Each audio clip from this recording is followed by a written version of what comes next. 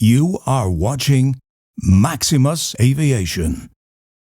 Greetings everybody, Maximus here with some potentially big news. As always, I need to qualify this by saying this isn't fact nor substantiated at this point, but I'm just passing along a really good theory. However, I thought I'd share the story with you. But according to a Blockbuster report by John Ostrower, a highly respected aviation journalist with the AirCurrent, Ostrower reports that multiple people with knowledge of the investigation into the ongoing cause of the June 12 crash of Air India Flight 171 have narrowed its focus to the movement of the engine fuel control switches following an analysis of the Boeing 787's integrated flight and voice data recorders. A preliminary report from India's Aircraft Accident Investigation Bureau, or the AAIB, expected to be released on July 11 in New Delhi, marking 30 days since the first fatal accident involving the Boeing 787. Ostrower points out that under International Civil Aviation Organization, or ICAO rules, states in charge of an investigation must submit a preliminary report to the ICAO within 30 days of the date of the accident. Just how much information will be included in the report remains to be seen, however. ICAO notes that preliminary reports may be marked as confidential or remain public at the investigation state's discretion. At this point in the inquiry, the data available to the investigators does not indicate any mechanical or design issues with the 787 or its two GE NX-1B engines. He goes on to say that people who spoke with the AirCurrent also indicated that the post-accident analysis showed no signs of fuel contamination or improper retraction of the aircraft's flaps, two factors often speculated as possible contributors to the accident. Additionally, the lack of any kind of advisory or warning from Boeing or GE to operators, known as a multi-operator message or a MOM, in the 13 days that have followed the initial black box reading in Delhi by the AAIB on June 25, is a key signal that a mechanical failure is not immediately suspected as the likely cause of the crash. No urgent recommendations have been issued by the AAIB or the NTSB, nor a continued airworthiness notification to the international community from the US FAA.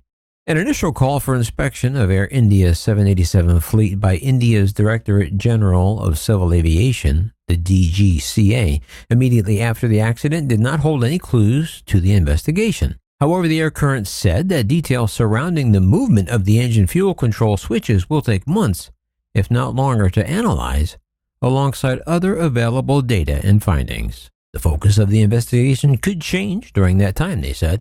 But the story continues that according to the people familiar with the information on the black boxes, at this point they cannot rule in or out improper, inadvertent, or intentional actions that preceded or followed the apparent loss of thrust before the aircraft crashed. It's not known to the AirCurrent whether one or both of the fuel control switches for the GE engines in the cockpit were moved in the moments after takeoff from runway 23.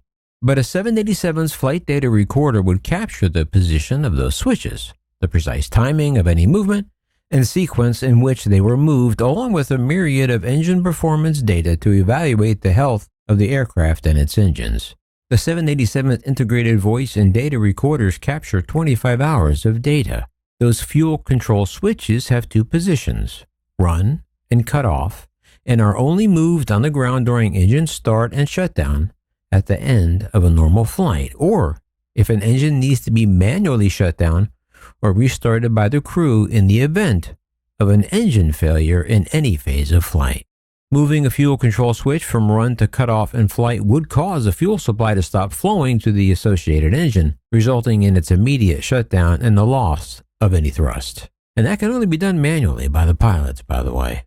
But that would also stop the two electrical generators on each engine from providing power to many of the aircraft system and some of its cockpit displays. The fuel control module underneath the jet's throttle handles holds the two switches, which are guarded with brackets on either side to prevent accidental movement. A metal stop lock or mechanism on each switch is designed to require the flight crew to lift each switch past the stop in order to move it. So in other words, it had to be intentionally done. In the event of an engine fire, the fuel control switch for the affected engine would illuminate in red, providing a key visual cue to the crew. The 787's advanced fly-by-wire flight control system automatically compensates for any difference in thrust coming from one of the engines. He goes on to say that unlike the earlier generation 777, the 787's flaperons, ailerons, and rudder would automatically and fully adjust to keep the aircraft flying straight and not yawing toward the ailing engine. The pilots also receive a tactile cue to asymmetric thrust with the automatic movement of the rudder pedals. The Wall Street Journal on June 18 reported that investigators believe Flight 171's emergency power system had been activated at the time of the crash because the jet's backup ram air turbine, or RAT, deployed to provide a limited amount of electrical power to the aircraft that includes its main flight control surfaces and 2 spoiler panels on each wing. Not powered by the RAT is the aircraft's landing gear, which would remain immobile until the engine-driven hydraulic pumps were restored or auxiliary power unit, the APU, was activated. The APU activates automatically in the air in the event 3 of the 4 generators that supply electricity to the aircraft are offline, as would be the case in a dual-engine shutdown. Boeing estimates the APU takes roughly 90 seconds to start under standard conditions, according to a technician's description of the auxiliary power system reviewed by the AirCurrent. Like I said, that's a big story indeed. And if this ends up being true, as many have speculated, it's possible there was at least one engine failure, and in the confusion, the flight crew may have inadvertently shut down the only working engine. That's all I have for this one, but stay tuned for further news on the Air India crash. There's going to be some coming out later this week for sure when the report is issued. And be sure to add your voice to this story and let me know down below. And until next time, as always, this is Maximus.